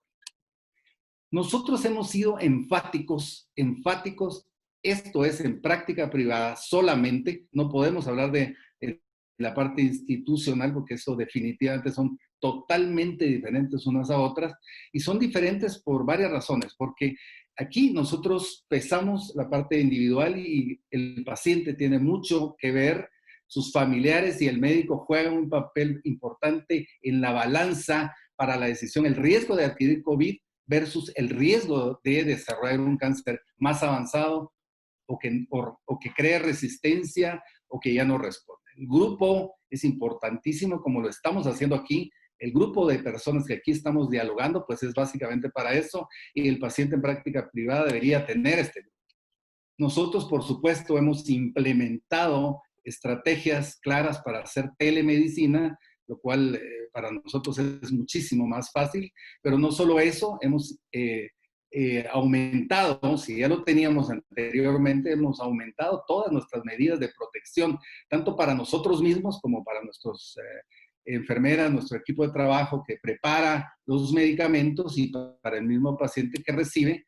Hemos tratado de hacer o dar información en relación a todo lo que podemos dar complementariamente para aumentar nuestro sistema inmunológico, que ahora pareciera ser que esto juega un papel más importante del que nosotros creíamos. La vitamina D3 es importantísima, pero al igual que los oligoelementos y todo esto lo hemos en forma de folletos para que el paciente lo pueda leer junto con su familia. Por supuesto, el tratamiento outpatient, donde no tiene el contacto intrahospitalario, reduce no solo costos, sino la propensión a infecciones, y eso nos hace sentirnos más seguros de no tener a un paciente en un ambiente de riesgo. Explicamos al paciente el riesgo-beneficio, el paciente toma su decisión influenciado por lo que nosotros decimos. Nosotros definitivamente no damos tratamiento en dosis intensidad. Todos los esquemas posibles los damos en dosis densidad, lo cual disminuye la cantidad, disminuye los efectos secundarios y en algunos casos aumenta la efectividad. Minimizamos dosis intensas, nosotros no vemos leucemias agudas en estos momentos. Nuestra colega que trabaja con nosotros en la clínica está exclusivamente en un ambiente hospitalario en estos momentos, en el Hospital Roosevelt, y todos los pacientes reciben factores estimulantes de colonia siempre, y estamos en contacto con ellos 24/7. Y en la clínica estamos dando todas las terapias que se han dado tradicionalmente y no hemos, salvo los tratamientos que podemos hacer diferir, que son los paliativos, estamos dando quimioterapia, inmunoterapia, anticuerpos monoclonales, terapia biológica, en sus diferentes formas, en adyuvancia, neoadyuvancia, o inclusive en enfermedad metastática, haciendo también procedimientos hematológicos que no tienen ninguna contraindicación, y por supuesto pacientes que están terminando tratamiento, hemos seguido. El paciente con cáncer de colon adyuvante que acaba de terminar su tratamiento, al igual que este joven paciente con un colangiocarcinoma primario con tratamiento agresivo, con muy buena respuesta, estupenda respuesta, que recibe tratamiento en nuestra clínica, y así es como nosotros hemos abordado este particular problema, e insisto, nosotros exclusivamente estamos hablando de un ambiente en práctica privada donde es totalmente diferente a un ambiente institucional como el Seguro Social o el Hospital Roosevelt u otros que no necesariamente tienen este tipo de facilidades. Muchísimas gracias por la invitación y estoy para servirles. Muchas gracias, doctor Luis Miguel. Tenemos una pregunta de un participante, si me permite. ¿Qué opinión le merece la tendencia a iniciar neoadyuvancia en cáncer de mama y ovario? Sí, definitivamente nosotros en la práctica privada, de hecho, tenemos ahora una incidencia más alta de lo normal en cáncer de ovario, donde estamos dando neoadyuvancia, y tenemos también pacientes en neoadyuvancia en cáncer de mama. Definitivamente nosotros no hemos tenido ningún paciente que haya tenido una complicación en estos momentos, pero quiero aclarar, cuando oímos hablar de que un paciente puede desarrollar complicaciones y adquirir COVID y tener un problema, pues es que normalmente un paciente en quimioterapia pudiera tener la misma incidencia y un desarrollo no adecuado de la enfermedad que no necesariamente está relacionada a quimioterapia, pero hay que decirle a los pacientes que esto pudiera pasar y estar pendientes, absolutamente pendientes de ello. Nosotros sí estamos dando tratamiento neoadyuvante y adyuvante, inclusive para enfermedad metastática, media vez el paciente tenga un performance status adecuado y podamos vigilarlo con todos los laboratorios que podamos hacer. Muchísimas gracias. Entonces continuamos ahora con el turno del doctor Noé Castro Sánchez. Si está preparado, doctor. El doctor va a exponer ahora sobre el manejo del paciente oncológico en el Instituto General de la Seguridad Social ante la pandemia COVID-19. Le cedo la palabra, doctor Sánchez. Bienvenido. Buenas tardes. Es un gusto estar con ustedes el día de hoy. Vamos a ver la experiencia en el Seguro Social de cómo se está manejando al paciente oncológico desde el punto de vista del Seguro Social.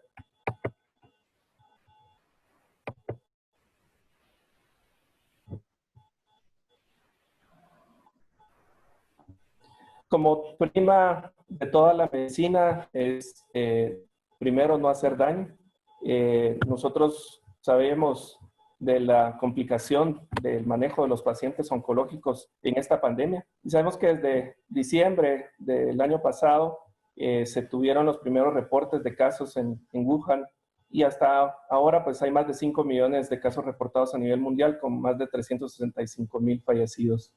El cuadro clínico pues va a variar desde pacientes asintomáticos hasta síndrome de distrés respiratorio del adulto y la muerte. Y como bien han dicho todos, pues no existe al momento directrices absolutas en el manejo de los pacientes con cáncer durante esta pandemia. Muchos de los pacientes con cáncer pues se van a beneficiar de los tratamientos, pero otros tendrán más complicaciones debido a estos, secundarios a la baja de defensas, y como ha insistido mucho, pues es importante de estudios, son pacientes hemato-oncológicos, una edad avanzada, inmunosupresión. Como hemos visto, lo voy a pasar rápidamente, pues los reportes donde la cantidad de pacientes con cáncer fue bastante baja únicamente, pero veíamos que la cantidad se incrementó en estos pacientes. Vemos aquí en estas gráficas que ingreso al intensivo y severidad de los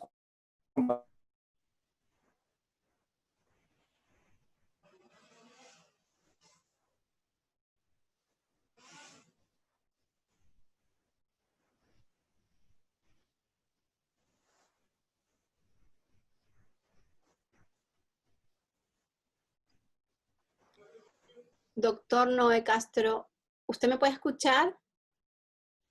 Su presentación ahora mismo está detenida.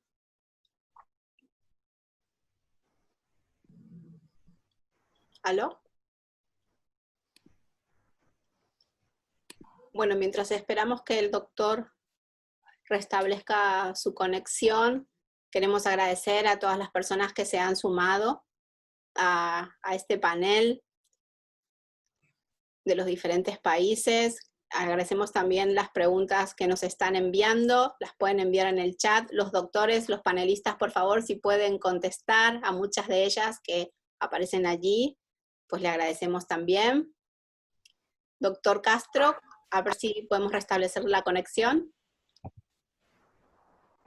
Yo creo que sí. ¿Nos escucha? Sí. Ahora sí. Ok, este artículo es un artículo que se publicó el día de ayer. Es un estudio de la base del Reino Unido, Doctor, el proyecto de manejo de pacientes con cáncer y coronavirus. Empezó en marzo. Los pacientes tuvieron mayor mortalidad en el subgrupo de enfermedad cardiovascular y el subgrupo de pacientes con hipertensión.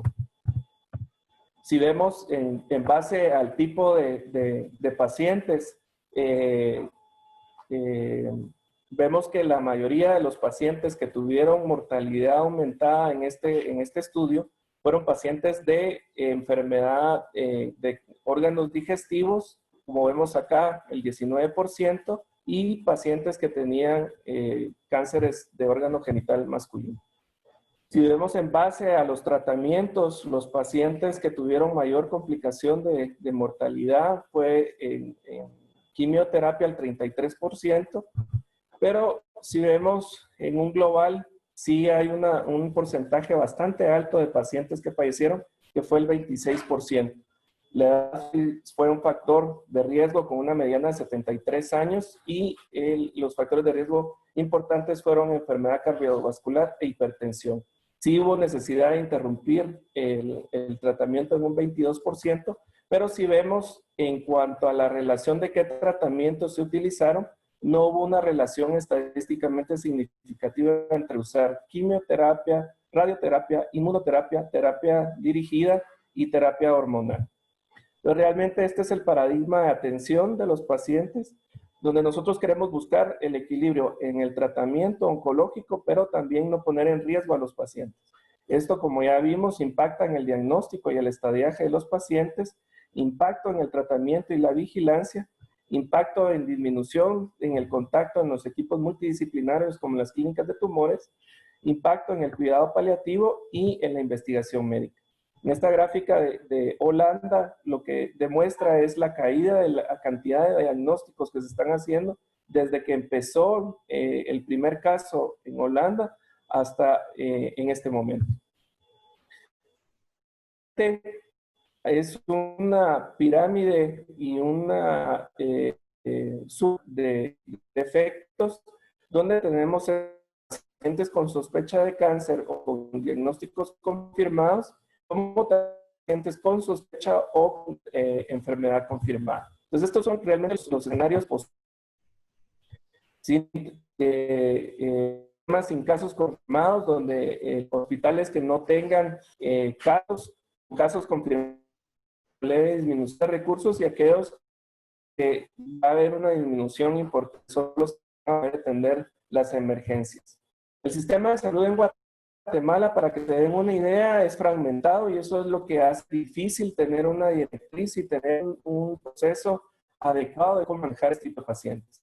En el público va a incluir al Ministerio de Salud Pública y Asistencia Social, al Instituto Guatemalteco de Seguridad Social, el Hospital Militar, el Hospital de la Policía Nacional Civil, y también servicios institucionales como Guatemala y las municipalidades.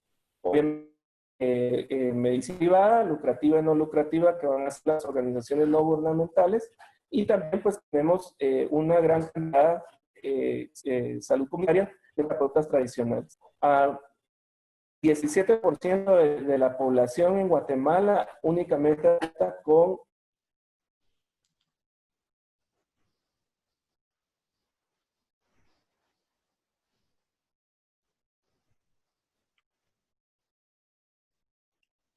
Doctor Castro, hemos perdido su conexión. No sé si nos puede escuchar.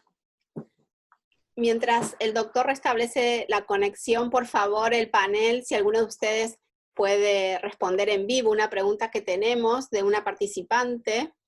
La doctora pregunta, hay una sobreviviente de 80 años. Para abajo. A ver, el doctor reconecta. Sí, doctor. Le escuchamos. Ok. Entonces, estos datos que ya se han comentado, y nosotros tenemos pues la gran ventaja de contar con un excelente grupo de médicos infectólogos, y esto pues ha sido una gran ventaja para nosotros, que nosotros tenemos una guía propia en cuanto al diagnóstico y manejo de pacientes sospechosos y confirmados, donde se ha tenido la subdivisión de algunos casos específicos, como lo es en la atención del cáncer. Este es el grupo de infectólogos que desarrollaron esta guía, que se ha ido actualizando conforme ha ido cambiando y evolucionando la pandemia. Solo para hacer una referencia rápida de cómo se manejan los casos dentro del Seguro Social, pacientes con criterio de caso sospechoso, pues a los pacientes se les hace el hisopado nasofaringio y se realiza una prueba de GenExpert. Si esta es positiva, se hace la confirmación, y si no, pues buscan alternativas diagnósticas corriendo pues pruebas también para otros tipos de virus respiratorios. Los objetivos en el manejo del paciente oncológico dentro del Seguro Social, sabemos que en base a lo conocido por la literatura, debe hacerse un manejo multidisciplinario, y el riesgo de necesitar apoyo ventilatorio en estos pacientes se incrementa hasta 3.56 veces más. Entonces, hemos tratado de balancear el retraso en el diagnóstico y el tratamiento, mitigar el riesgo de la interrupción de la atención médica y manejar apropiadamente el recurso de la atención. Y en base a eso, pues, se creó esta tabla donde se individualiza tanto el riesgo por cirugía como el tratamiento oncológico, y así hemos ido evaluando qué se retrasa y qué se adelanta. La unidad de la consulta externa, la ventaja que tiene el Seguro Social es que está fuera del hospital, y eso hace que disminuya el riesgo de los pacientes. Obviamente el riesgo en la fase en la que nos encontramos, que es un riesgo comunitario, todos los pacientes están en riesgo. La unidad de consulta externa está compuesta por 5 oncólogos médicos, 2 residentes de primer año de oncología médica, hay 2 auxiliares de enfermería en clínica, 2 secretarias, y tenemos, aparte del área de consulta externa, hasta el área de aplicación, el área de unidosis, la área de infusión independiente de las clínicas. Hay una central de mezclas que está aislada. Hay 5 enfermeras auxiliares y 2 profesionales en el área de infusión, 3 técnicos en la central de mezcla, y en el área de unidosis, donde sale el medicamento, es una licenciada en farmacia y 3 asistentes. Tenemos la capacidad para administrar 100 tratamientos diarios, tenemos 3 salas de infusión, todos los pacientes son colocados en bombas de infusión, y lo que hemos hecho para modificar ha sido reprogramar las citas por vía telefónica, la realización de recetas para pacientes con tratamientos orales de quimioterapia, hormonoterapia en mama y próstata y todos los inhibidores de tirosina quinasa. Hemos prohibido el ingreso de acompañantes, solo se permite en casos excepcionales como que ingresen en silla de ruedas, y se erradicó el área de espera para tener una distancia mayor entre pacientes.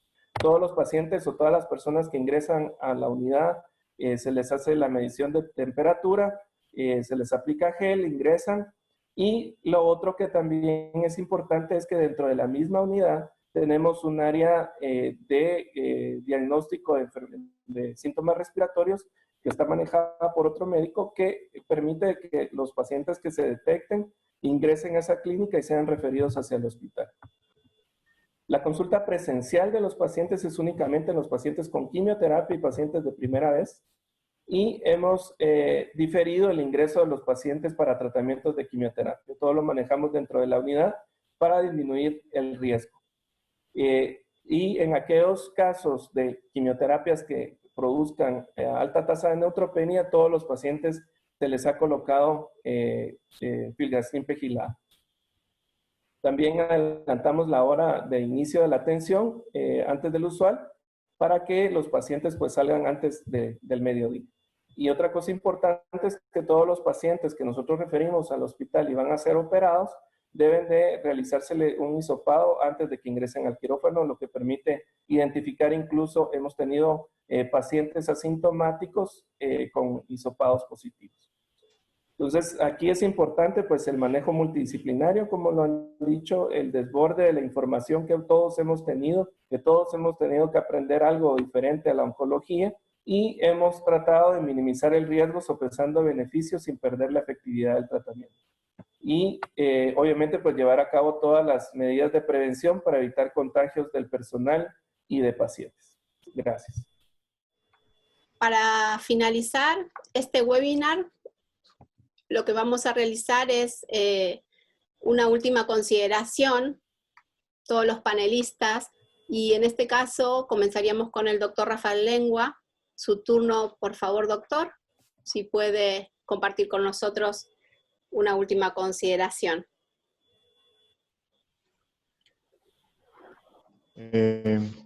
Hola, pues nada, pues mi última consideración, hay que seguir tratando a los pacientes oncológicos, es prioridad ante todo. O sea, el riesgo es una cosa, pero el riesgo de contraer la enfermedad de COVID como tal, pero el cáncer no espera, o sea, el cáncer no se queda dormido, el cáncer sigue avanzando, sigue progresando, y si no se diagnostica a tiempo y si no se hacen los tratamientos adecuados a tiempo, pues ese paciente sí tiene definido ya lo que va a pasar. Yo creo que hay que tomar todas las medidas que se puedan para prevenir todo lo que se habló de lavado de manos, distanciamiento, mascarillas, etcétera, pero que hay que continuar con los tratamientos oncológicos. Gracias. Muchas gracias, doctor Rafael Lengua. Es el turno del doctor Forno, por favor. Una última consideración. Sí, claro. Como comentaba el doctor Lengua, realmente pues el cáncer no espera. Debemos ser siempre muy juiciosos y muy cuidadosos de saber escoger al paciente que se puede diferir, más que todo en el ámbito quirúrgico, porque sí se ha visto que existen mayores riesgos de contagio, tanto para el personal como para el paciente en un quirófano. Entonces, mantener todas las medidas que se deben cumplir en cuanto a prevención y utilizar los recursos que se tengan para poder mejorar estas condiciones, porque lastimosamente a diferencia de cuestiones de cirugía general, que muchas veces, pues, algunas se pueden diferir, otras son urgencias, pero en oncología muchos de los casos sí se tienen que tratar por posibles complicaciones o obstrucciones, hemorragias, progresión de la enfermedad que pueda comprometer la vida del paciente. Entonces, sí mantener siempre criterio y basarnos en estas clasificaciones que se comentaron en su momento para poder clasificar al paciente ideal para ser diferido y el paciente que definitivamente no puede retrasarse en su tratamiento oncológico y en este caso quirúrgico.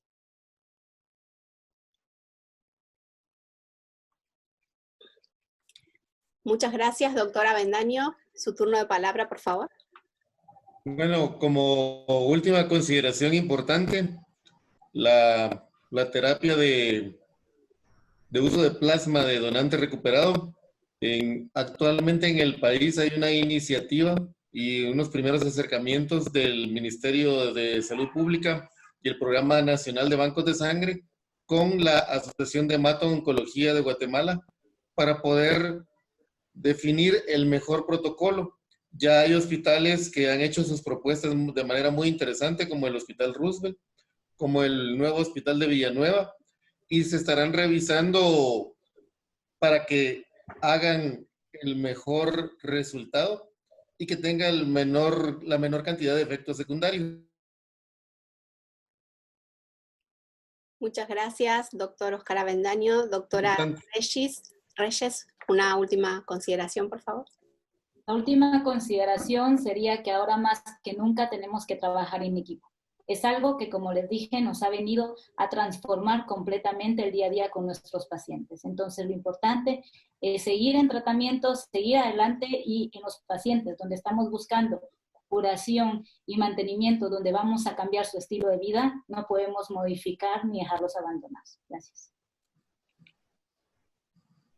Muchas gracias. Doctor Cetina, su turno. No, muchísimas gracias a todos los exponentes y a la invitación de InterOncology. Nosotros, aunque trabajemos en práctica privada, tenemos que seguir protocolos. Tenemos que seguir protocolos internacionales de tratamiento, pero ahora tenemos que adaptarnos a las circunstancias actuales. Y eso es sumamente importante. No podemos estar aislados ni nosotros hacer cosas individuales. Ahora es cuando tenemos que trabajar y buscar consensos adaptados a nuestra propia lugar de trabajo y a nuestros propios pacientes, y buscar cómo podemos optimizar la atención de cada uno de ellos en particular. Así que muchísimas gracias por la invitación. Muchas gracias, doctor. Y para concluir, doctor Castro, por favor. Es importante que sepamos los datos propios del país, de cómo se están manejando los pacientes, tratar de tener guías propias, tratar de que esta guía sea multiinstitucional y que no se estén haciendo las luchas aisladas, y esto permita un mayor beneficio para el paciente oncológico. Muchísimas gracias. Agradecemos su participación en este webinar, Series de InterOncology, a todos los panelistas, y los invitamos el próximo año al Congreso en Oncología y Radioterapia, que vamos a organizar en el país junto a la Sociedad de Hemato-Oncología, con el apoyo de la Sociedad de Hemato-Oncología. Los invito a que visiten nuestra página web para ver más detalles, y también los invito a que el próximo viernes 5 de junio tendremos un webinar en cirugía de columna y radiocirugía. Quedan algunos cupos, con lo cual también los invito a que puedan registrarse. Pues lo dicho, invitados quedan formalmente. El año que viene nos vemos en Guatemala, si Dios quiere. Les agradezco una vez más su participación a todos. Muchísimas gracias y hasta la próxima ocasión. Muchas gracias. Muchas gracias. Gracias. Adiós. Gracias.